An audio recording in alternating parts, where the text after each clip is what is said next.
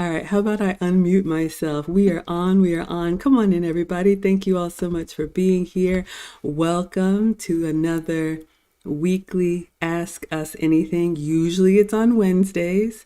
It's usually our wild card Wednesday. However, somebody has plans again. I am going to the symphony tomorrow night. You all know that I love music. Classical music is my favorite genre. So I'm going to see Vivaldi Four Seasons tomorrow. I'm very excited. And thankfully, Lucy was able to move it up a day early. So come on in. You all know, well, you may know me. I'm Maggie, the substitute teacher. You may know me from my cooking channel.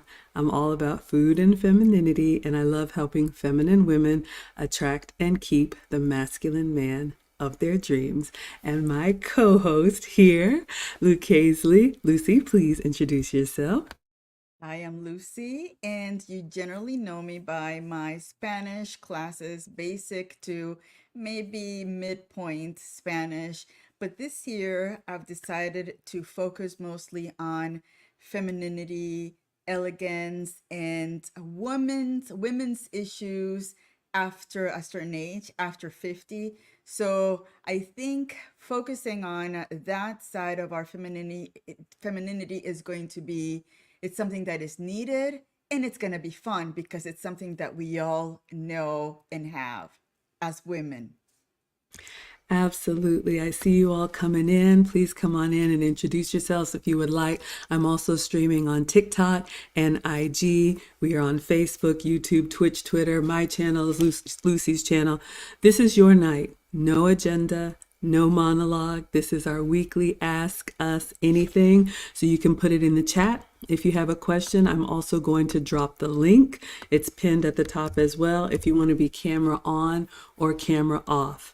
While we wait for you all to come in, I'll give you a little commercial and just let you ladies know, and ladies and gentlemen know, these Ask Us Anythings will be an hour. Lucy and I are both in traditional relationships and we listen to our men. So don't delay because we are here for you once a week. So the Finishing School for the Modern Woman is a privately taught 8-week Saturday school, and you are in luck. We begin again this Saturday, January 6th. We only teach it live once per quarter, and the workbooks went out in the mail today. So ladies, if you're interested in femininity, elegance, etiquette, if you didn't get it at home, maybe you work in a masculine environment, or for whatever reason you want to be the best version of yourself, which I think is our feminine superpower, Lucy and I have a private class for you. So you will need to register. Go to teachablemomentswithmaggie.com and you can join us. It will be taught for 8 weeks, Saturdays at 3 p.m. Eastern, 12 Pacific. We always have guest speakers, and your tuition covers all guest speakers, past and future. And then lastly, we are planning our graduation in person. So you will get a digital certificate, but we have very generous men in the community, and we are going to be able to provide those of you all who come to the graduation a plaque with your name on it for successfully completing the curriculum. And we are going to treat you to a dinner at the Cheesecake Factory here in Atlanta. So that will be Saturday, April 6th of this year. So we had the session in the fall, and then now we have our winter session. So if you want to come and be part of this community, we would love to teach you. All right. Did I miss anything, Lucy? No questions in yet. So, how is the new year treating you so far, Maggie? New Year's going well. Started a new role today. I work in technology, so I've shared, that I was in between jobs, started a new role. I work remote, so I'm able to work from home, and that's actually been really good for my femininity journey. You all know I've have a corporate background. I've been corporate since college, and being an executive and being in the office, I always say there's nothing wrong with it, ladies, but we'll talk about this in the finishing school. That awareness is so key. And when you work in a fast-paced, data-driven, competitive environment, it brings masculine energy out of you. And I didn't know that I was harsh and loud and just it just is part of part of what comes with it. So my man actually suggested post pandemic that I stay at home. He's happier with me at home, and so far so good. What about you? How's your new year go? New Year's is going great. Worked today, same place I've been working for probably 11 years. And I think that most of you know that I applied for some management positions. And, fate or God, they know what they know. And there's a reason why I did not get them.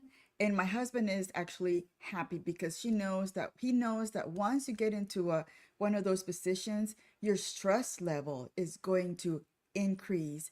And also, you need to use your assertive skills to manage grown people. So for me, I've been in management before, and he knew exactly what I was going to be dealing with.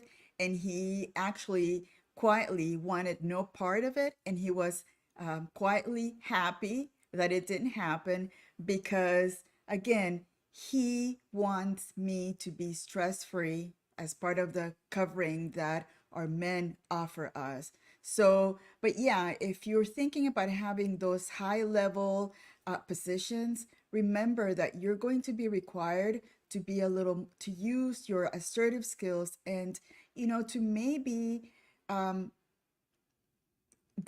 maybe minimize your gentle and your delicate attitude because you need to get things done. And that is something that it's important to think about when you're thinking about going to higher level of positions in your career. I could not have said it better. And I do see a question from Rebecca. So, Rebecca, we're going to get to you. I see Mrs. Crotty Shetty is saying 100% facts. Lucy, we got Leanne in the house saying good evening. Ladies, thank you all so much for being here. First one in here was Trad Guy Travels. I see you coming in from Lucy's channel. Thank you all for liking the live stream. Quick story time, then we're going to get to Rebecca's question because, ladies, I cannot emphasize this enough. And look, big jobs, big degrees, all of that on paper, I've got it. But as we age, Lucia shared that she's 57. I recently turned 48. So we are two older women. We've lived life. We've been married. We understand you're going to naturally slow down. So we just want to make you aware of what you're signing up for when you take these big breadwinner jobs. It comes with a lot of responsibility, and that's fine. But just know that over time, the pressures of life and work, I don't think we're built for it for the long haul. Don't shout me down. If you want to be a boss babe, that's fine. I always say there are lots of relationships and different women, but here we believe that our femininity is our superpower. So here's my story time. So I've been an executive. I remember I was working for a big company when the pandemic hit. We were sent home for 2 weeks to wait this thing out. And I didn't realize how stressed I was with the commute and then everything that goes along with it. And so I was home, I was more relaxed, I was eating better because I was cooking and not waiting until I was so hungry and going through the drive-through. Y'all know how it goes.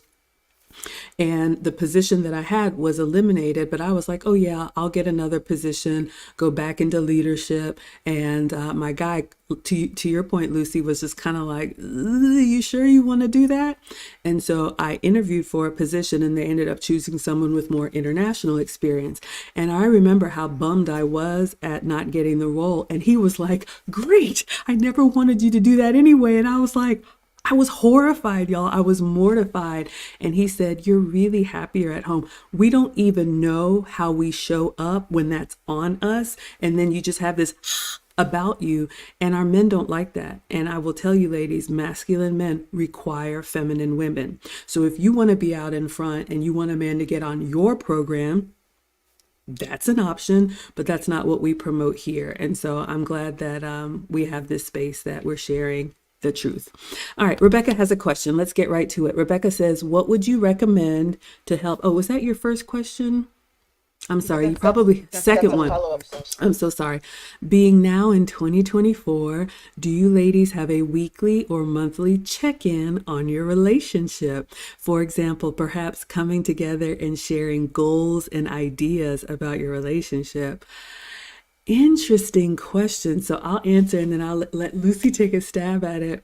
I'm going to say no because I was married for 10 years, met my ex husband at 18, got married at 25, was married for 10 years, but I always raise my hand to say I'm a reformed, modern woman. And I thought I could do everything, and it ended in divorce. First relationship. So my second relationship after that is with a 1% man, very traditional. So we're going on 13, 14 years now. And I think we have established, well, I know we have established a rhythm. And I believe part of our job as women, when you're with a masculine man, is to study him, like the late, great Kevin Samuel said, and know what he likes and what he doesn't like. And then, ladies, believe me, the benefits, you get them without even having to like ask for them because a masculine man wants to take care of his woman. That's what, Lucy said with the protection.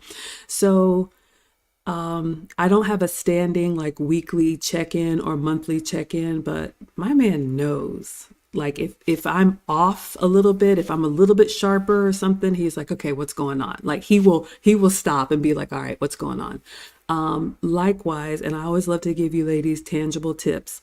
I pay attention and I do what he likes. Meaning, if he compliments something, I do more of it. And if he says, I don't like that, like I don't like these long streams, it's not even a conversation. I adjust. So you don't have to have as many of these like temperature checks when you just get on the program, which requires you to hitch your wagon to a man that you can happily submit to. That's what I would say. Lucy, what would you say? I love that question, and that's uh, it makes me think about, again, I've been married also twice. My first relationship was 11 years. My This relationship, we're going on 16 years.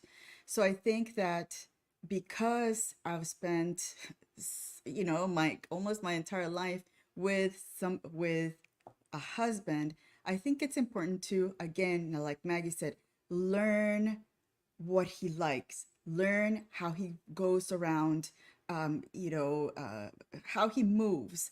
Because again, men are not much into a lot of, they like to communicate, but they like to be concise and precise. This thing about having monthly, weekly meetings, to them, it's kind of what are we at work?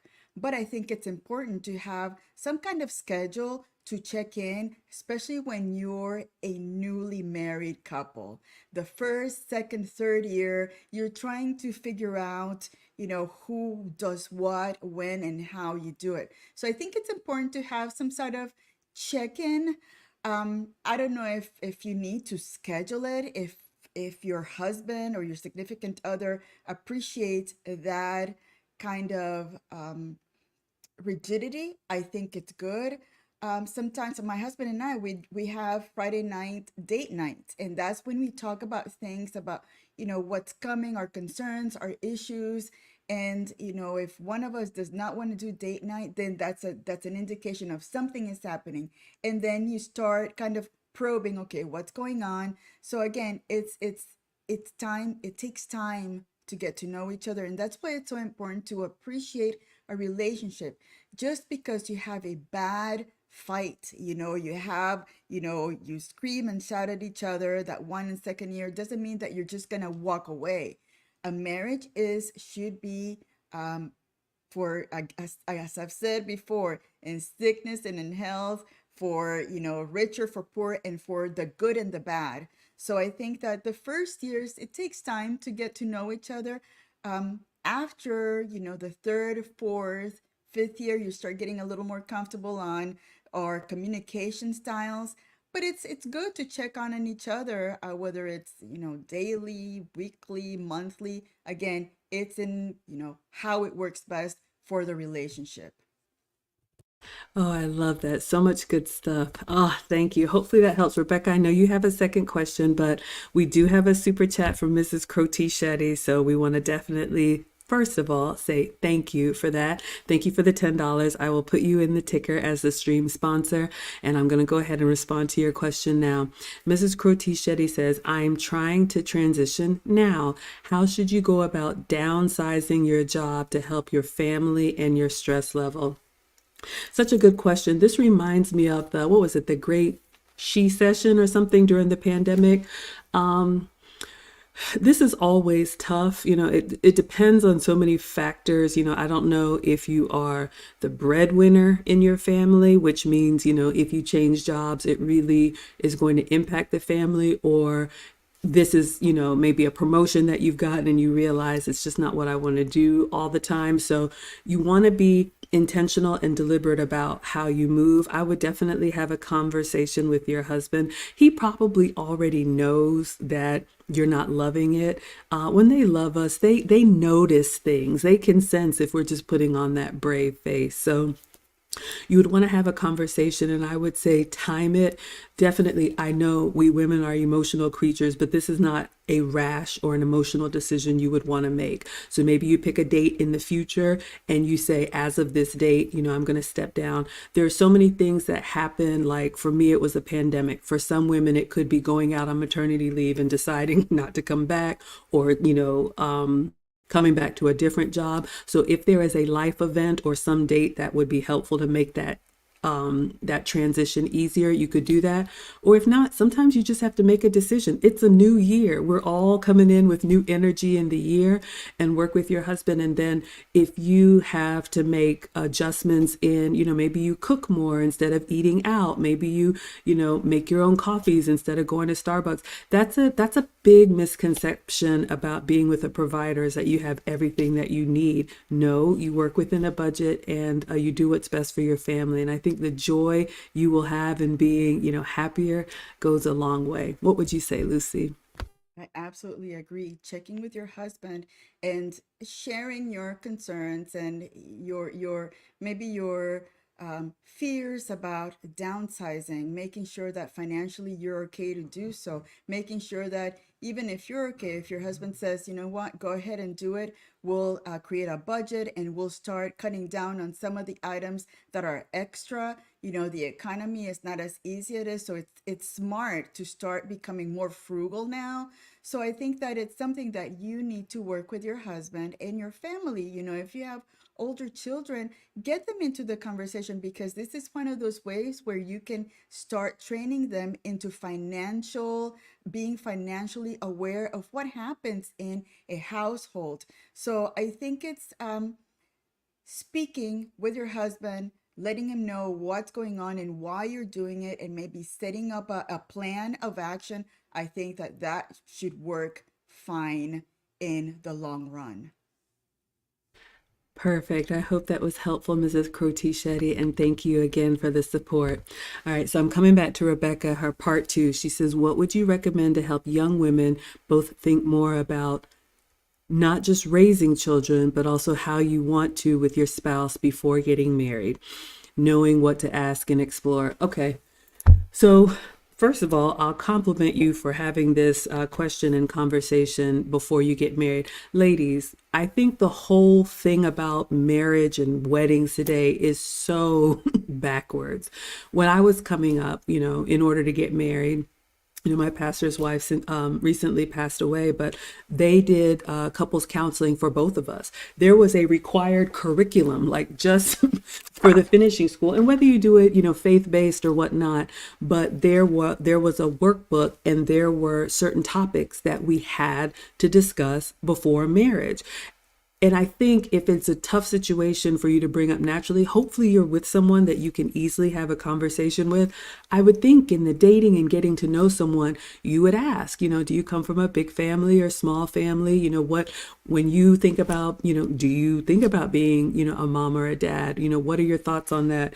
I think a lot of things should just be conversational, but if not, those type of topics like parenting, finances, in-laws, like all of these should be talked about before you marry.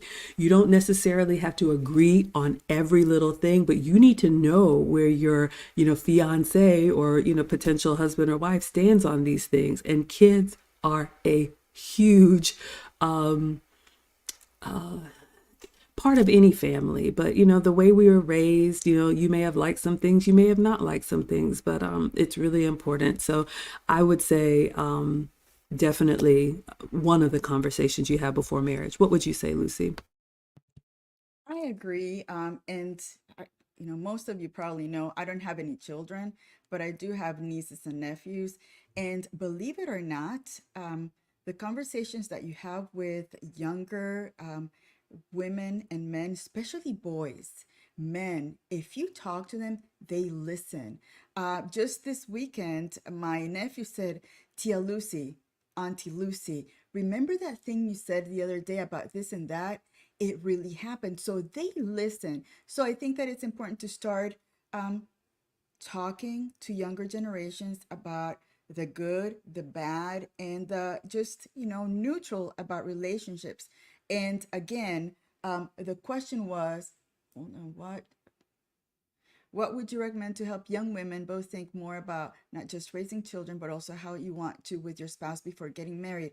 Again, um, younger folks learn by what you model. So if they are raised in a family um, where the parents have talked about what the spouse wants to do before getting married, the younger generation, the daughter is going to know that that's usually a conversation that they need to have. So I think that modeling the behavior is the best example. And then later, just talking about it. Do you go to parties together? Do you see the environment that your significant other is raised on? How do they relate to the sisters, to the mom, to the dad? Those are things that are you need to practice your observational skills, because you start seeing behavior once you know, okay, so he spoke to his mom that way. Is he going to speak to me that way? And I can tell you that because my ex-husband, those were red flags from the beginning. And and you let it go. So those are things that you have to question. Once you're in that dating um, time, to say, well, I can take that, I won't accept that, or do I need to talk about him about it and find out why this behavior was shown at this point?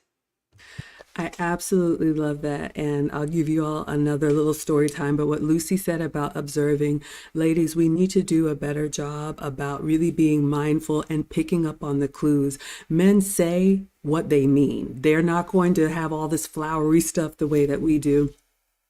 I remember when I was dating my now ex-husband, and we co-parent really well, two boys from the marriage. So I am a boy mom, two teenage boys. Y'all already know. But I remember when we would go out and we would hear a baby crying in a restaurant, my response was, "Aw." And his response was, "Good God, welcome to the dark side," right? And you can laugh at that, or you can say, interesting. What Lucy said about really picking up on how do they talk about their family? Do they have fond memories? I am the most festive. Like, I love the holidays. My ex-husband comes from a like a small like military family, and so they didn't really have the big extended family. Whereas me, I have the aunties, and it gets loud and all of that. So it's very different. Those are, and I love to give you all tangible things you can do. So Rebecca, I would say, pay attention. If you're in a relationship and you go to a party and there's kids there, is he like cringing and ready to get out of there, or is he, my guy, pick up the kids and, hey, come along, little one. And that can be a great conversation starter, because you mentioned here, if you're not sure about it or if you haven't thought deeply about it, children and upbringing. Last thing I'll say is this, ladies: men marry for reasons different from us. I know I'm a girl just like most of y'all. We think about it from the time we're little, and it's the day that we're like queen for a day or princess for a day. Men don't think about it that way. They create the life that they want for themselves, and then when they're ready to create a family, they choose a wife to have a family with, whether it's, second time around, or, their legacy. Or I'll even tell you all this. Talked to my man this week, and he brought up something I didn't even think about. if you have a man that comes from an established family and he is, let's just say, the heir to the throne, he is going to pick a suitable wife that can carry the mantle that dad and grandpa and whatever are passing on to him. So, ladies, I want you to really be mindful about the reasons men marry, and they're going to be looking for different qualities. So, you don't want to just think, oh, I want this big party, when the man is thinking about the legacy and the generations. Even if you don't have children for him, you are going to be that, stepmom or grandma or whatever. So it's very important. So hopefully that's helpful. Hello, everybody on IG. So yes, yes, yes. Let's see what else. Hopefully that helps, Rebecca. We got Lisa in the house. Thank you so much for being here. Killis is watching. We have a question from the condemned. He says, what do the two of you anticipate will be the climate of dating in 2024? Do you think modern women are going to act right or keep acting out? I feel like this is a loaded question. Lucy and I have been out of the dating game for over a decade. I am hoping, and every time we do these streams and every time we try to share, it is our drop in the bucket. I hope it gets better, but ladies, the men have basically said what they want, and I do consults outside of YouTube. If you want to work with me, teachablemomentswithmaggie.com. Ladies, we have the leverage in dating. However, men have the leverage in relationships. So if you're dating for marriage or long term, which is what we promote, if you want to do something casual, do you. But if you ultimately want a relationship, you are going to have to know what men want, study him, and get on the program. It just is what it is, unless you want to drive the bus until you're 65.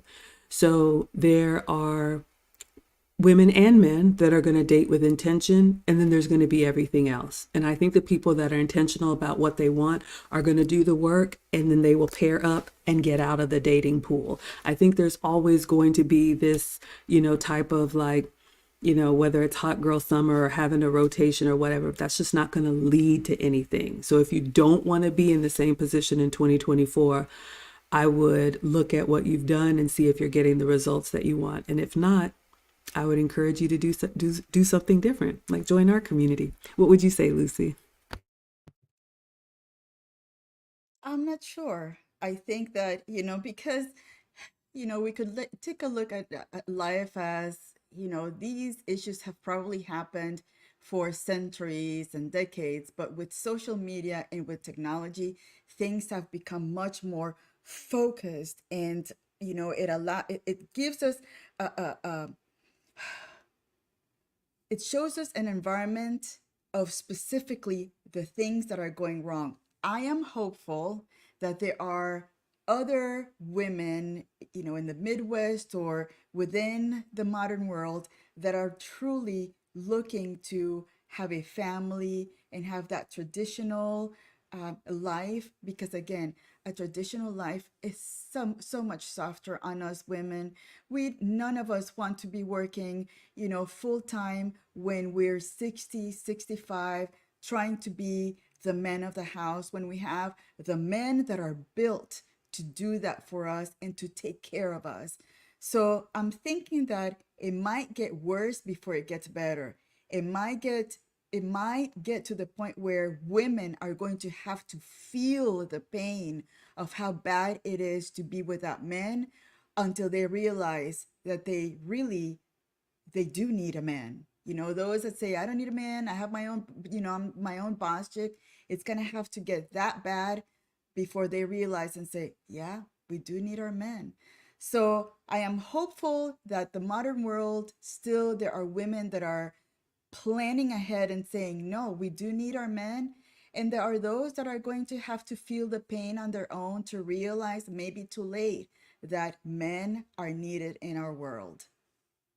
Oh my goodness, I cringe when you say that, but you're right. Ladies, don't let that be you. You can learn what to do and you can learn what not to do by watching other people. But if you want to take another lap around the mountain, we will let you. Nobody's going to chase you down to get in line. But I do agree. I think Lucy and I are both, immigrant families. And so we had very traditional upbringing. And now my guy's like, yeah, I guess call me a passport bro. But ladies, like the late great Kevin Samuel said, what do you want life to look like when you're 40, 50, and 60? And I remember I always put myself on that hot seat. I remember being headstrong, and in my 20s, I'm going to change the world. And then, 10 years of marriage, 2 kids later, I'm trying to do everything. You hit the wall. We're just not built for it for the long haul. And I always ask, if you don't believe me, find a 40, 50, or 60-year-old woman that's going just as hard as she did in her youth. And most women our age who have either chosen career or carousel, they are worn out, they are tired, they are desperate for someone to save them from themselves. So pay attention, ladies. Just another Mark has a question. He says, when you coach women, do you get an understanding of their excitement thresholds? I've learned many women have a high excitement level that needs to be maintained daily for them to be happy. Yeah, I'm gonna park my bus on this one. Ladies, I think there's a whole misconception about the reality of a stable relationship.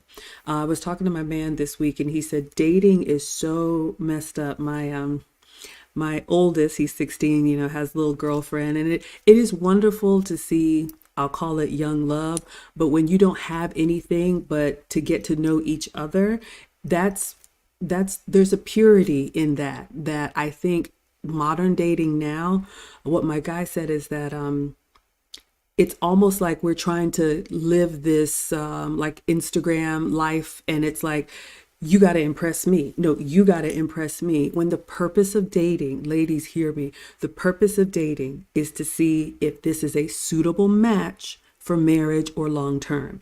It is not to go to your favorite restaurant or to be bought these gifts or all of these things. You get all of that in time. But what my man said is that, ladies, men realize that and they fall in love with you after you've shown up consistently. So you don't show up on the scene and say, oh, you got to do this and that. So to answer your question, just another Mark, this excitement and happiness, I think it's not normal. Most happy relationships, you would probably look from the outside in and say that's boring. But believe me, ladies, take it from an older woman. You are going to crave stability. You are going to want someone to be there consistently for you, whether you go out or you stay in. And you definitely get the benefits.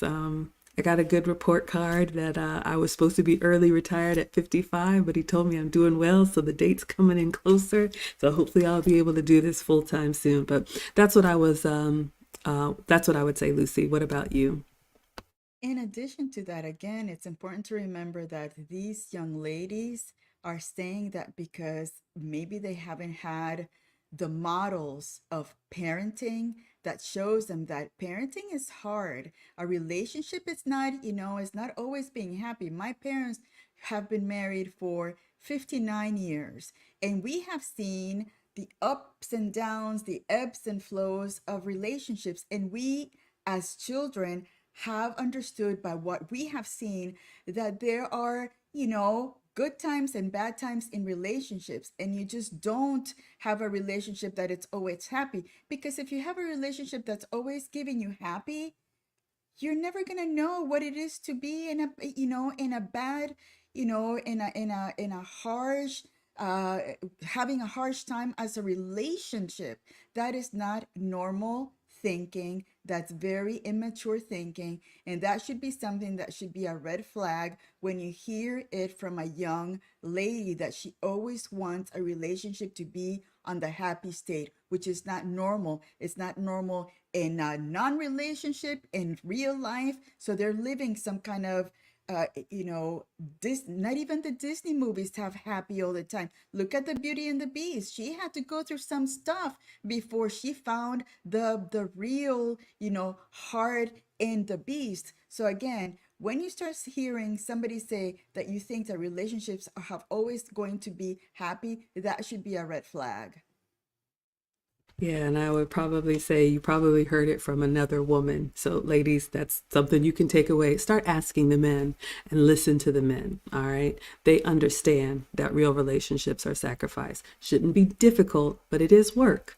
Celine has the question. She says, how can you tell the difference between a guy stringing you along versus taking things slow? All right. So, again, going back to what I said about the purpose of dating is to determine if this is a match for marriage or long term. I advise the ladies that I'm consulting with to, in the beginning, say that you're dating for marriage or long term. You have to open your mouth and say that. And then you can listen to see what he says, or you can ask him. You don't have to make it really heavy or serious. You can say, I'm a relationship girl, or something to get the conversation started. I think part of the problem is we just get so excited to have somebody, we just start doing the relationship thing. Now, I have said it before and I'll say it again. A man is who he is and he's ready when he's ready. There is nothing that you can do as a woman to nag him, wrestle him to the ground, throw a fit, nothing to make him change. You can either get on his program or you can exit with grace. So you need to know your own timeline. And I would probably say something in the beginning, I've always seen myself as a wife and mother, not tomorrow, but I would love to have I would love to be married with children in the next 5 years. I'm making it up. Have you ever thought about that? And listen to what he says. Don't just be so like, what are we doing right now? Men think strategically and men think long term. And there's a way that a man acts when he is vetting you for a relationship, and there's a way that he acts when he doesn't. So that's what I would say, Lucy. What about you? I agree. And that is something that you're not going to share right off the bat on your first date. Those are things that you start talking about maybe on your third date. By the third date, you should have a little bit of an idea whether he's a relationship guy or he just wants to have fun.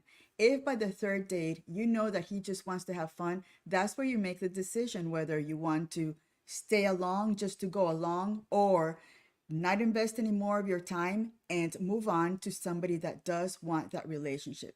So, men will not tell you, they will let you know by their actions.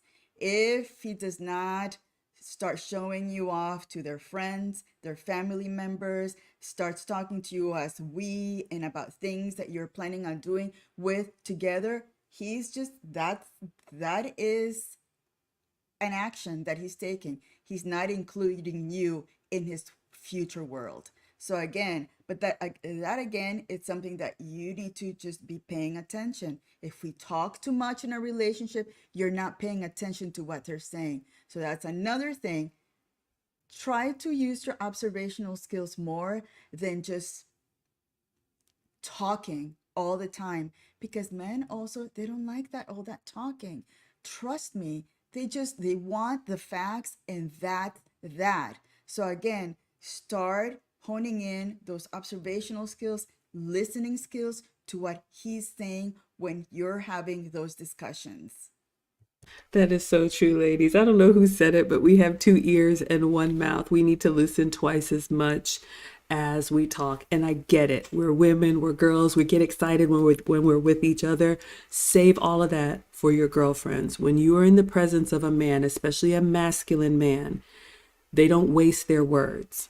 And they're not going to tell you more than one or two times. So you really need to be listening and observing and get to a point where you can almost anticipate his needs.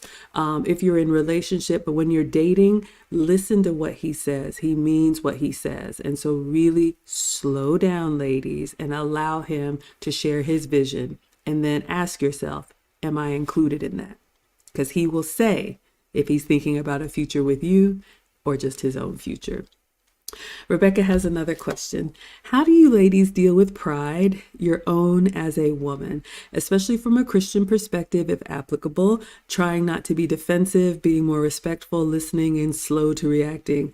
This to me is not even really so much like faith-based, but Lucy and I teach women of all perspectives. I will say this, all faiths.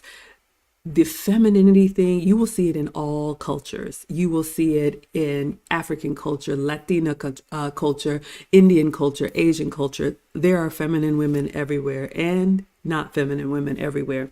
So the question about pride, I think it starts with your natural personality. So we all are born with certain qualities clearly between us, whether you call us MaggieLu or Kid and Play or Laverne and Shirley or Salt and Pepper. Shout out to you, Zoom to Thailand.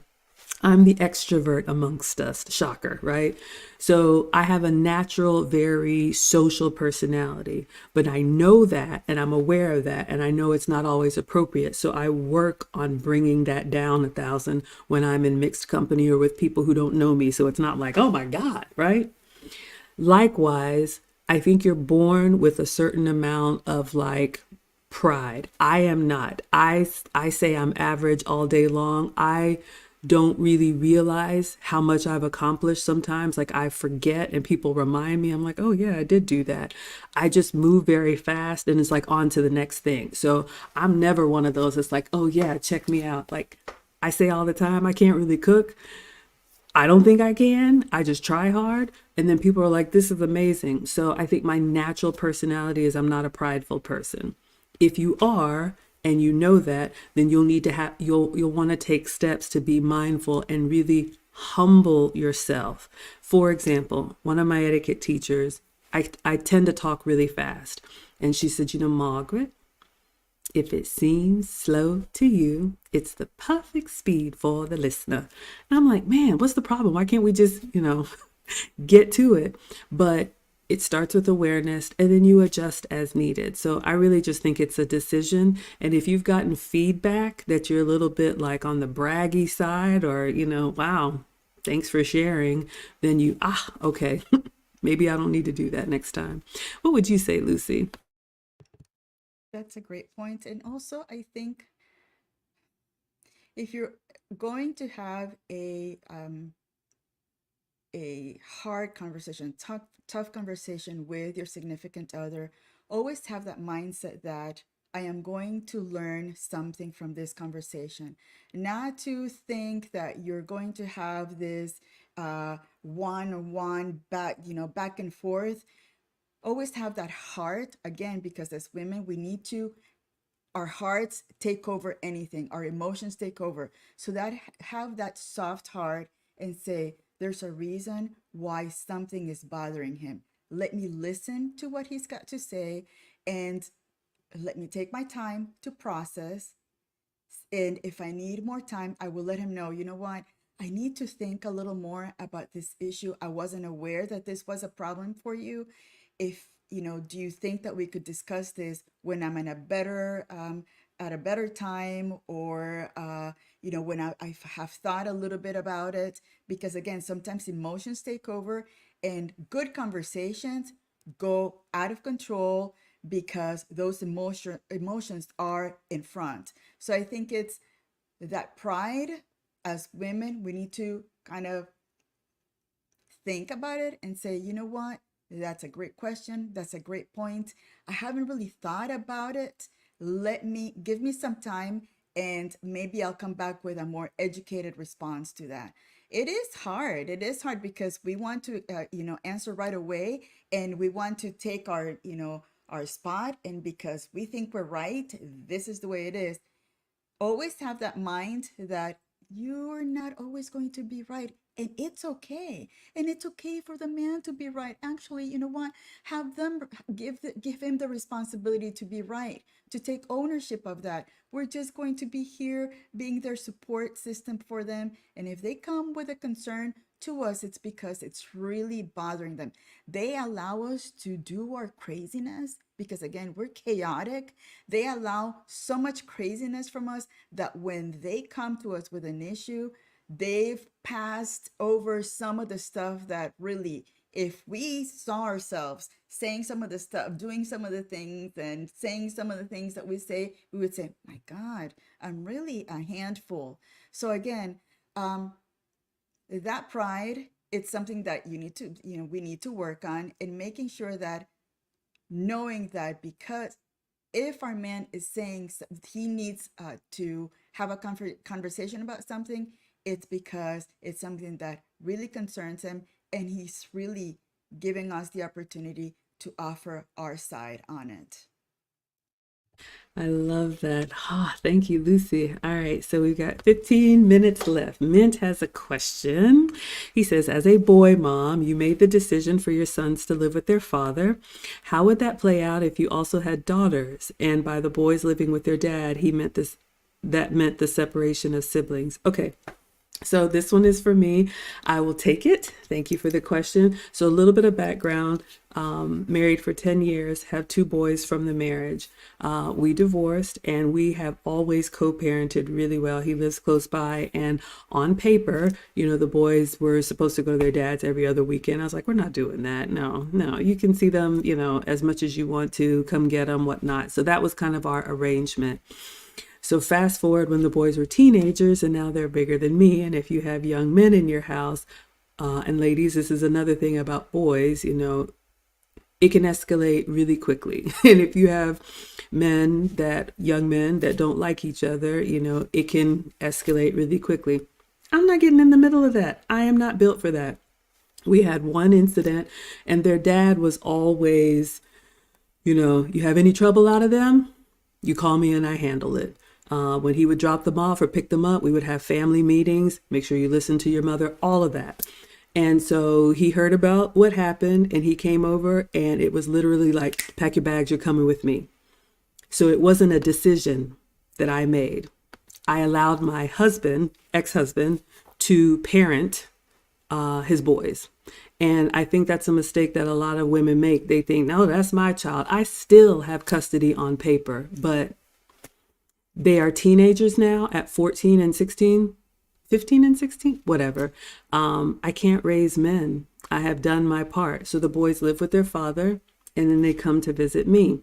And it is a sacrifice, but I know it's the best for them. Both of the boys are probably going to take the military route. So to answer your question, if I had daughters, would I separate, the siblings? I mean, I'm a boy mom, so I don't have girls, but I think it's very different. I think men are amazing parents. I think a lot of times we just think because we're moms, we know better, but I wouldn't be so concerned about separating siblings. I would take it case by case and whatever was best for the children. We are family. We are forever family. And if the boys if I had a boy and a girl and my son needed to be with his dad and my daughter was with me, then we would make that work and we would swap, or, that's just one of the things as a family, you come together and you do what's best for the children. Because even when we were divorcing, we sat down and we said, okay, these kids come first. What are we going to do? And we do whatever's needed. So I probably wouldn't worry too much about that. And as teenagers, I don't think they're like, besties. I have a brother, and I remember, we were just kind of like, yeah, that's my annoying brother. Y'all know how it is. Would you add anything to that, Lucy? I would say that as part of you being the mom, if you're separating your siblings, it's up to you to tell your daughter the reason why it's best for the boys to go with the dad at this point and for her to stay with you. I think that we as girls, we are four girls and a boy. So my parents, my poor dad had four girls. He had to deal with girls. He says girls are harder to deal with than boys, believe it or not. So, but I think that girls, I think we can understand the communication part better than boys. And if you, as a mother, explain to them what the reason is why that separation is needed, I think your daughter will understand the importance of the boys spending time with their dad and the daughter spending time with the mom. Absolutely. Hopefully that helps. This isn't a question, but I do want to respond. I see a comment from Sculpt Train, my first time seeing you here, saying men don't want to get married, period. Even the ones who get married can't wait to leave. I respectfully disagree. I would say there are marriage-minded men, and we'll say not all, not all, but, and I don't really do statistics, but there are men who still want a family and a legacy of their own and want to raise them underneath one roof. I understand and I accept that because of modern times, a lot of men don't see the benefits of getting married the way they used to. And I understand that, and everybody can do what's best for them. But I just have to disagree. I think there are some men that still want to get married, and we are working on having the women that also desire marriage, because I know not all women want to either, be suitable mates. Let's see. We're coming in on the last 10 minutes. They're agreeing with Lucy. Hello, everyone. Happy New Year. I'm just scrolling for questions. We do this once a week for you all, so I just want to make sure we get to everything. Thank you, Clue Channel. I appreciate that. Next Level wants to know, where is Lucy's super chat button? Lucy, do you want to update us on your monetization?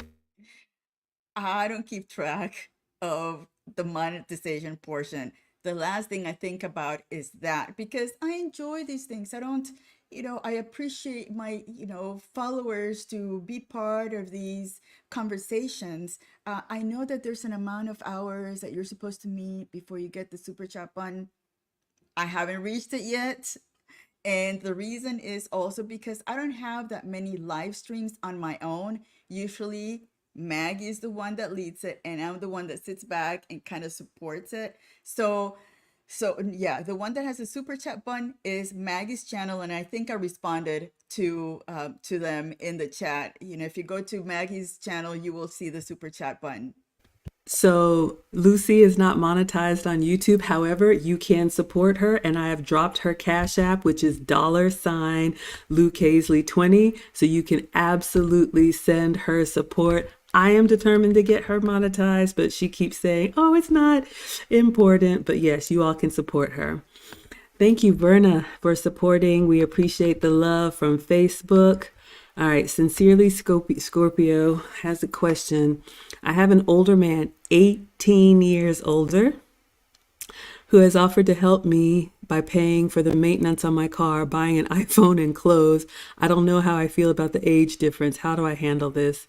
Okay, I don't know if this is a real question, but it depends on how old you are. Sincerely, Scorpio, 18 years is a huge age gap. Is it doable? Yes, but I will just say in general, if you are anything less than 30, I hope you have family leading the vetting process. And is he even relationship minded? Because if he's just offering to buy things, to what end? Because men don't just spend money foolishly. He's expecting something from it. If you're older, then hopefully I would still have somebody guiding you. But to me, it's not that he's spending money on you. What is the reason he's spending money on you? Are you actually dating for marriage or long term, or are you just a feminine companion? Would you add anything to that, Lucy? Yeah, I think it's important to have that skeptical eye when you see somebody leading with their money and not with the intentions. So if you have anybody, any uncles or dads or brothers that could help you figure this one out, I think it would be important. And it would be important for that person to know that you're having your dad, your brothers, your uncles vetting that behavior, just in case. Because there's always, for me, I think that there's always strings attached when somebody leads with the money. All right, we have another question from D. Cummings. He says, how should women go about asking men they respect in their lives for advice without feeling judged by them?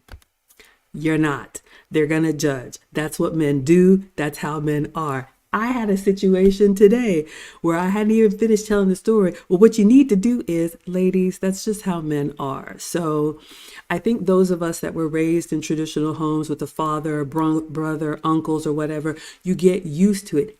Even my 16-year-old son, I start asking him questions and he's just like, mom, da da da da da da. So it's just in their nature, ladies. Men are problem solvers. They solve the problem whether you asked for it or not.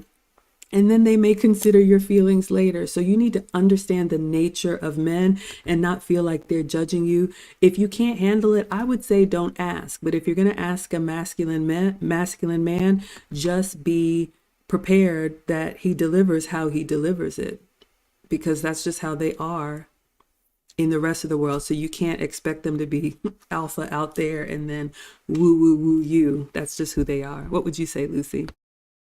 I agree. You ask a man for their opinion, they will give it to you. And don't mind, this thing about it's not what he said, it's how he said it. Forget about that. They will tell you as it is, and that, if you ask an opinion, they will give it to you. And that's how you take it and appreciate it. Because again, men do not offer that feedback just because. There's a reason. They've gone through all of the possible situations that they could go to then give you, a logical answer. So yeah, maybe they're gonna sound judgy, but you ask the question, they will provide you with the answer. Buckle up, Buttercup. Rebecca has another question. What would you say is important in parenting, specifically for sons or daughters? I hope that makes sense. For example, the differences in parenting between the two. Neither Lucy or I have daughters. And so what I have heard is, boys are very rambunctious when they're young. I would concur, and they kind of mellow out as they get older. I would agree. It's just if you have one that's, they just are physical by nature. And then I've heard girls are very amicable when they're young, and then that teenage like comes out. We all Our family of origin means so much. And a lot of times we pick up behaviors and different things that we saw. I'm the daughter of a retired home economics teacher. My mom cooked every day. I thought that was normal, so I do it. So I just think whether you're parenting sons or daughters, you need to be aware. Awareness is a big one for me. And be aware of how you carry yourself, because they're watching more than what you say. And do you want that to be, passed on? And then, I would just say be honest with them about what you've done right and what you've done wrong. And if you don't have if I don't know everything, I make sure they have, their dad, an uncle, a coach, whatever. I can't really speak to raising girls. I know, Lucy, you have nieces, but would you add anything to that? I don't know. I think that the one thing that I would add is that as parents, mom and dad, if you come to a conclusion, if you come to a decision, you both reach a decision and you don't go back on your word when the other one is not around. Like your daughter's gonna come to you and say, "My dad said this, but then you said this." So again, you are a together front. You cannot undermine what the dad says when you make those decisions. Well, I see more questions, but unfortunately, we are at time because our men said, wrap it up. Well, mine did, so we're going to wrap it up. Lucy, I saw something here. I don't know if you wanted to check before we close out. Where was it? I think Next Level says, Lucy is rich, y'all.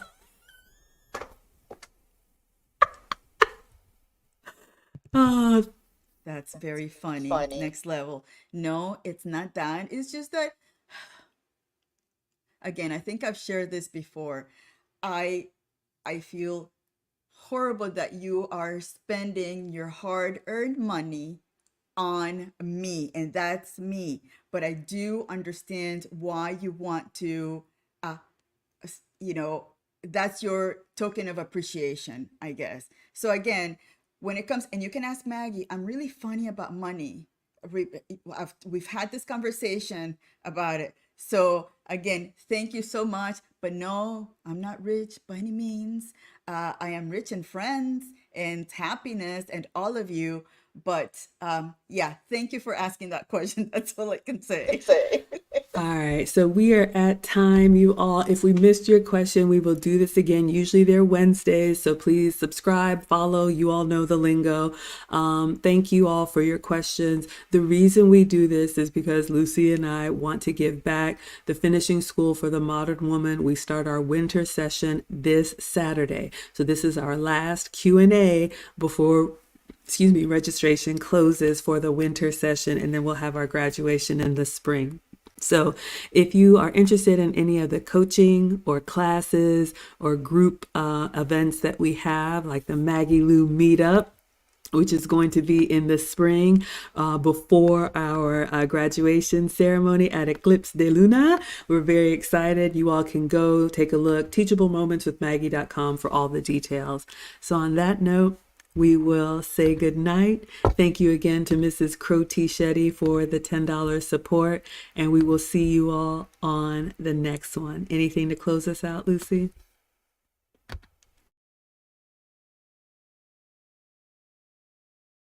You're muted. I tried not to. Thank you, Real Bravado Network, for your $15 Cash App. Oh my goodness. Thank you so much. I appreciate it. Thank you, guys. Oh, anyway, thank you so much. Yes, I will take this question. The Clue Channel says, can men attend? Yes.